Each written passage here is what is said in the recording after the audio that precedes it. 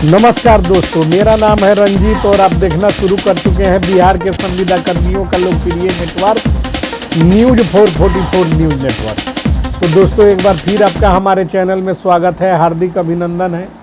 तो दोस्तों, आज की जो महत्वपूर्ण खबर है उसमें जो है कि हम बिहार के संविदा कर्मियों के प्रश्नों का जवाब सरकार की तरफ से लेकर आए हैं, जिसमें हम सब कुछ स्पष्ट कर देंगे कि किन लोगों के मानदेय में जो है कि 15% की वृद्धि होगी और किन्हें जो है कि न्यूनतम मजदूरी जोड़कर सरकार देगी।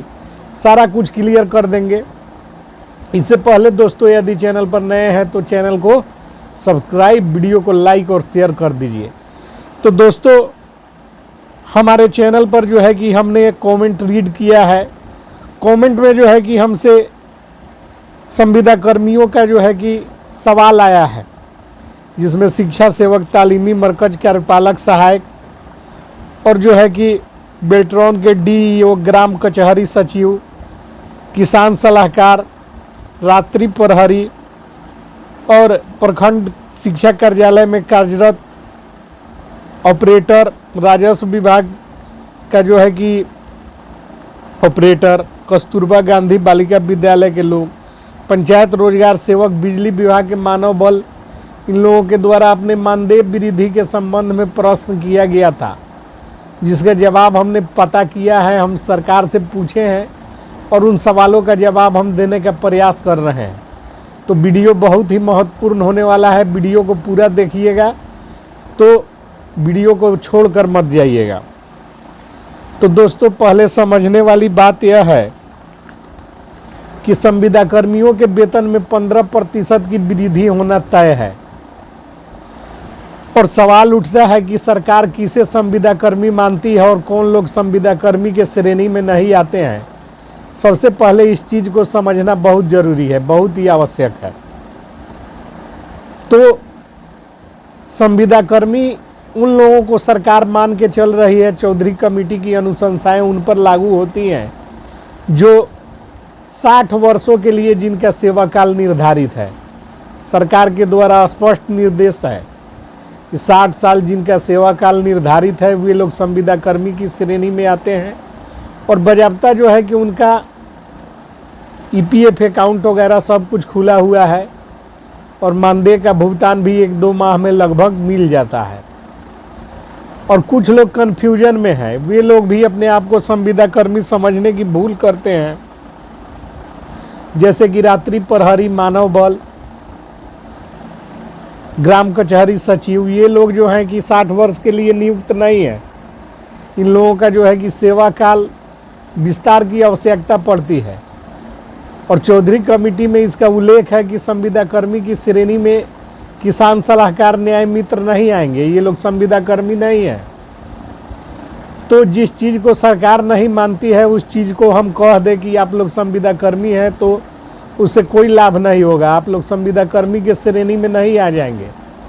संविदा कर्मी की श्रेणी में एक बार फिर मैं स्पष्ट कर दूं कि जिन लोगों को 60 साल के लिए नियुक्त कर दिया, अब किसान सलाहकार बोलेंगे कि हमरा भी 60 साल के लिए नियुक्ति है, तो आपका ईपीएफ अकाउंट नहीं है, सरकार ने खोला ही नहीं है, क्योंकि सरकार कहती है कि ये लोग जो है कि संविदा कर्मी हैं ही नहीं। तो इन पर क्या असर पड़ेगा यह हम आपको बता दे रहे हैं, इनको कितना मानदेय मिलेगा। और बाकी के जो लोग हैं, शिक्षा सेवक, विकास मित्र, बेल्ट्रॉन के डीईओ को भी सरकार कहती है कि आप आउटसोर्स वाले हैं, तो इनको कितना मिलेगा। लेकिन शिक्षा सेवक, तालीमी मरकज जो है कि संविदा कर्मी की श्रेणी में इसलिए आ जाते हैं कि इन लोगों का जो है कि 60 साल के लिए पहले ही कर दिया गया है और बजाबता इन लोगों को 5 माह से कम समय में मानदेय का भुगतान भी सरकार लगभग कर देती है। ईपीएफ अकाउंट भी खुला हुआ है। उसी तरह विकास मित्रों की स्थिति है। इसके अलावे जो है कि आपको बता दे, पंचायत रोजगार सेवक जो हैं, इन लोगों की नियुक्ति भी कर दी गई है। तो जिन लोगों का जो है कि 60 साल के लिए है वे लोग स्वतः सरकार के निर्देशानुसार संविदा कर्मी की कैटेगरी में है। तो अब हम अलग अलग नाम लेकर नहीं संबोधित करेंगे, हम संविदा कर्मियों का सबसे पहले बताते हैं। तो लगभग जो लोग संविदा कर्मी की श्रेणी में आते हैं उनका मानदेय 10,000 से एभव और 10,000 के करीब जो है कि मानदेय उनको मिल रहा है। तो इन लोगों के मानदेय में सरकार के तरफ से जो है कि 15% की वृद्धि की जा सकती है। चूँकि 15% की वृद्धि न्यूनतम मजदूरी से लेकर और संविदा कर्मियों के मानदेय में, जिसमें जो है कि मदरसा विद्यालय, संस्कृत विद्यालय और नियोजित शिक्षकों का हुआ है। इस आधार पर सरकार के अधिकारी का कहना है कि 15% की वृद्धि इन लोगों के मानदेय में की जाएगी, जो संविदा कर्मियों को अमान्य है। संविदा कर्मी इसके लिए तैयार नहीं है, चूँकि 15% की वृद्धि से इनका कुछ होने वाला नहीं है। तो हमने सरकार को अवगत करवा दिया है कि भाई 15% की वृद्धि जिन लोगों को हुई और जो कम मानदेय पे कार्यरत लोग हैं वो 15% उनको स्वीकार्य नहीं है। तो समझ गए होंगे जो संविदा कर्मी हैं उनके मानदेय में 15% की वृद्धि सरकार करने जा रही है। अब जो है कि इसमें कोई कन्फ्यूजन नहीं है, सारी बातें स्पष्ट है। जो लोग संविदा कर्मी की श्रेणी में आते हैं उनके मानदेय में 15% की वृद्धि सरकार करने जा रही है। अब सबसे बड़ा सवाल यह है कि जो लोग संविदा कर्मी की श्रेणी में नहीं आते हैं उनको क्या लाभ मिलेगा। तो उसके लिए हम जो लोग संविदा कर्मी की श्रेणी में नहीं आते हैं, तो एक पत्र हम अपने डिस्क्रिप्शन में लिंक दे देंगे। पुराना पत्र है, पुराना दर उसमें लागू है। चूँकि नया नोटिफिकेशन जो जारी होने वाला है उसमें 566 रुपये जो है कि अति कुशल का कर दिया गया है। अति कुशल मान लीजिए जो 10 वर्षों से अधिक समय से कार्यरत है, उसको अकुशल तो नहीं ना माना जा सकता है। वे लोग अति कुशल में आते हैं। तो नई दर जो है कि नया पत्र तो मेरे पास नहीं है, लेकिन पुराना वाला में भी 498 रुपये के करीब जो है कि है।